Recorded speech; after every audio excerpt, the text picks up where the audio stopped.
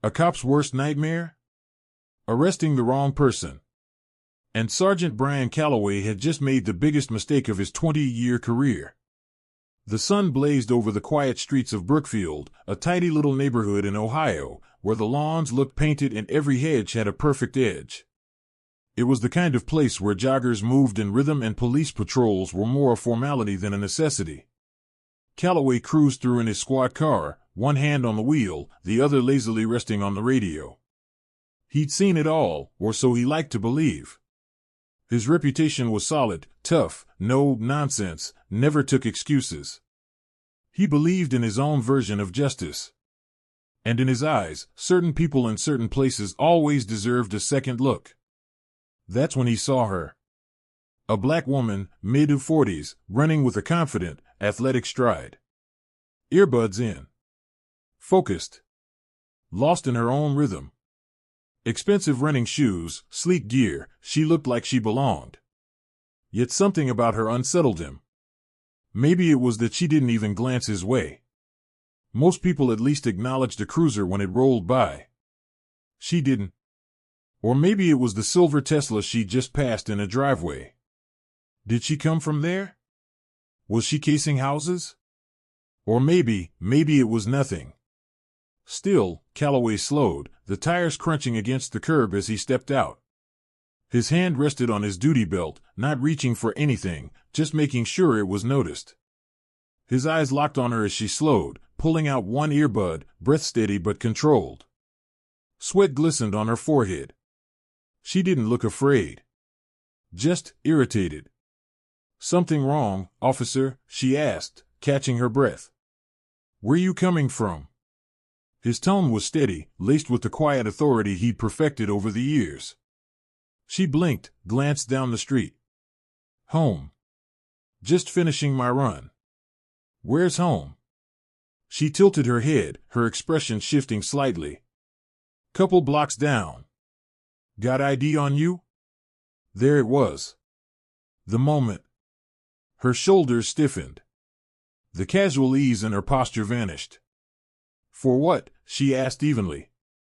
Calloway raised his chin, steadying her. He didn't like being questioned. "Just need to make sure everything checks out." She exhaled sharply, hands on her hips. "You stopped a woman jogging in broad daylight because you think I'm a threat?" He didn't say yes. But he didn't say no either. She gave a short, dry laugh, pulling out her phone. "You know what? Let's call someone who actually knows how to enforce the law correctly." Calloway stepped forward, not violently, not even fast, but deliberately.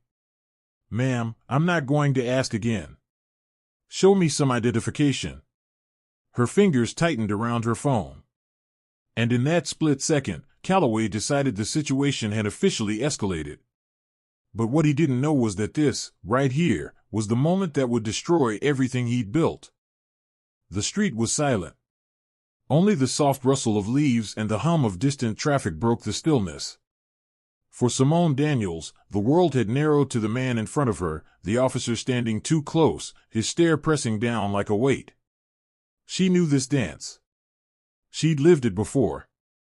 She knew what happened when someone like her dared to challenge someone like him. But she also knew her rights. "I'm not required to carry ID while jogging," she said, voice even and calm. Calloway shifted slightly, adjusting his stance. "That so?" "That's so." Her tone was steady, but to him, it sounded like defiance. And defiance, in Calloway's mind, was never harmless. He scanned the street. Empty, except for a few houses with drawn blinds, one or two people watching from a distance. No one stepping in. "I'm investigating suspicious activity," he said flatly. "What activity?" she shot back. He hesitated. He hadn't expected to be challenged. "You were running past a home with a high-value vehicle in the driveway." She let out a short laugh, cold and disbelieving. "You mean the Tesla? So now jogging past a parked car is a crime?" Calloway's jaw tightened. "You're refusing to identify yourself." "I'm refusing to be harassed." That word, harassed, hit him like a spark in dry grass. His authority questioned. His power exposed. In broad daylight. He stepped closer. You're resisting my investigation. I'm resisting nothing. You're abusing your badge, and you know it. Her hand twitched near her phone. And Calloway didn't think, he reacted. He grabbed her wrist. It happened fast, a blur of movement. One moment she was standing tall, the next, her arm was twisted behind her back, metal cuffs flashing in the sun. What the hell, she shouted, struggling against his grip. You're under arrest for obstruction, he barked, words delivered like muscle memory. A man on his porch froze mid-sip, then pulled out his phone. A woman by her mailbox stood still, eyes wide. You're making a mistake, Simone said through clenched teeth, fighting to keep her voice calm. You should have cooperated, Calloway muttered, tightening the cuffs. Her pulse pounded, her voice steady but sharp. You don't even know who I am. He didn't care. But he should have. Because his world, and his badge, were about to collapse. The steel cuffs bit into Simone's wrists as Calloway pulled her arms tighter behind her back. Her chest rose and fell, sharp but steady. She'd felt this before, not these exact cuffs, not this exact street, but this feeling. The weight of someone's power pressed against her humanity. Calloway didn't see a problem. He saw a victory. Another suspect contained. Another box checked on the illusion of control. But the world around him was shifting. A small crowd had gathered, neighbors stepping out from porches, some frozen, some filming. A woman called out, voice trembling, she wasn't doing anything. Calloway ignored her. He pressed his radio. Dispatch, I've got a 10 to 15. Female suspect refusing to identify. Requesting transport. Simone gave a low laugh, not out of humor, but disbelief. You really think this is going to go your way, huh? He didn't answer. He didn't need to. The law, he believed, was on his side. Or at least, it used to be. A new voice cut through the tension. Excuse me, officer, what's going on here? Calloway turned. A man in his 50s stood on the sidewalk, dressed sharply, confidence in his posture. He looked like someone used to being listened to. His gaze flicked from Simone to the cuffs, then to Calloway. Sir, please stand back, Calloway ordered. The man didn't move. I asked what's going on. She was being uncooperative, Calloway replied, his tone firmer now, but just slightly shaky around the edges. The man tilted his head. Uncooperative, huh? Simone spoke up, voice clear and controlled. He stopped me while I was jogging. Asked for ID. I told him I didn't need to carry one. Now here we are. The man turned back to Calloway. You arrested her, for jogging? She refused to comply with an investigation. The man's eyes hardened. That so?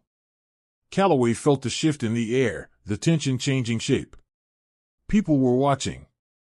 And for the first time, someone wasn't afraid of him. Then, from down the street, a black SUV rolled up, tinted windows, unmarked plates. Calloway knew that kind of car. And his gut twisted. The driver's door opened. Out stepped Captain Ronald Briggs, Calloway's commanding officer. And he looked furious. The crowd instinctively parted as Briggs strode forward, eyes locked on Calloway. The tension grew heavy, thick enough to cut. Calloway straightened his back, trying to look in control, but his stomach churned. Briggs stopped just a few feet away, gaze flicking from Calloway to Simone, still cuffed. His jaw tightened. 2 words left his mouth, calm but sharp as a blade. Uncuff her. Calloway froze. Sir? I said uncuff her. Now. For a moment, it didn't register. His brain refused to connect the words. His superior ordering him to release a suspect? Briggs stepped closer, voice low and cutting. Do it. Reluctantly, Calloway obeyed. The cuffs clicked open. Simone rubbed her wrists, red marks already forming. The sight made his stomach twist, though he tried not to show it. Briggs turned to her, tone shifting instantly. "Ma'am, I am so sorry. Are you hurt?" Simone shook her head slowly. "I'm fine." The apology hung in the air like smoke. The crowd fell silent again. Phone still recording. Briggs exhaled through his nose, then turned back to Calloway. His voice was steady, but each word carried weight. "Do you even know who you just handcuffed?" Calloway swallowed hard. "Sir," she refused to identify herself. "She didn't have to," Briggs snapped. The world seemed to tilt. The SUV. The crowd. The cameras. The way Briggs's anger wasn't just professional, it was personal.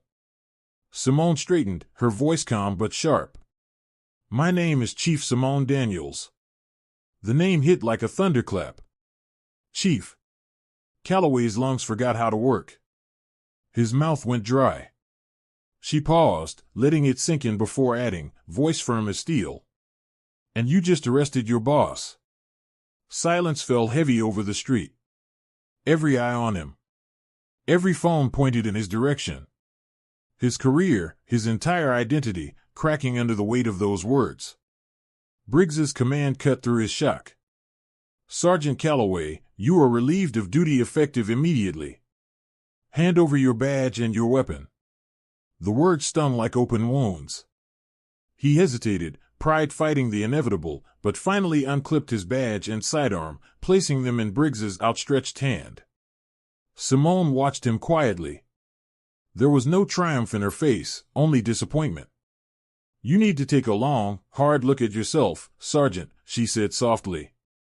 "Because after today, everything changes." Her words lingered like a judgment that no court could overturn. Calloway stood still, surrounded by whispers, cameras, and the echo of his own downfall. He had spent 20 years believing he understood justice, that his instincts were infallible. But today, his instincts had betrayed him.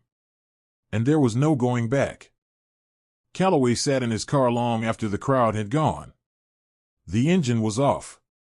His hands rested on his lap, fingers slightly curled, as if they could still feel the cold bite of the cuffs he'd placed on her wrists. His badge was gone. His weapon too. All that remained was the silence and the slow, heavy realization that his career was hanging by a thread. Outside, Brookfield looked the same, with clean sidewalks, manicured hedges, the afternoon sun painting everything gold. But to Calloway, it all felt different. The same street where he'd felt so sure of himself now felt like a mirror reflecting everything he didn't want to see. Through the windshield, he saw Chief Simone Daniels standing beside her SUV, speaking quietly with Captain Briggs. Her body language was composed, professional, but there was a fire in her eyes that burned with purpose. He watched the way the neighbors looked at her now, not as a suspect, not as a threat, but as a leader. And for the first time in years, Calloway wasn't sure of anything. He had always seen himself as a man of the law, fair, disciplined, decisive. He believed he only acted when necessary. That his instincts were justice itself. But today, those instincts had failed him. And they had cost him everything. Briggs finished speaking with Simone and headed to his car. She turned then, her gaze finding Calloway through the windshield. For a long, unbroken moment, they just looked at each other. Then she shook her head once, not in anger, not even in contempt, but in disappointment. A quiet, cutting kind of disappointment that burned deeper than rage ever could. She climbed into her SUV and drove away. The taillights disappeared down the street, leaving Calloway sitting alone in the fading afternoon light. His chest felt tight. He exhaled slowly, gripping the steering wheel. A year ago, he would have justified this. He would have told himself he was right, that she was just another person making trouble. He would have convinced himself the system backed him, that the badge meant he could never truly be wrong. But now? Now, he wasn't so sure. And that uncertainty scared him more than anything. Power, he realized, doesn't always come from a badge. It doesn't come from the gun on your hip or the authority stitched into your uniform. Sometimes, real power comes from knowing exactly who you are and what you stand for. Chief Simone Daniels didn't need to raise her voice. She didn't need to fight back with force. She carried her strength in the way she stood, in the calm conviction that no uniform could strip away her worth. Calloway had thought he understood justice.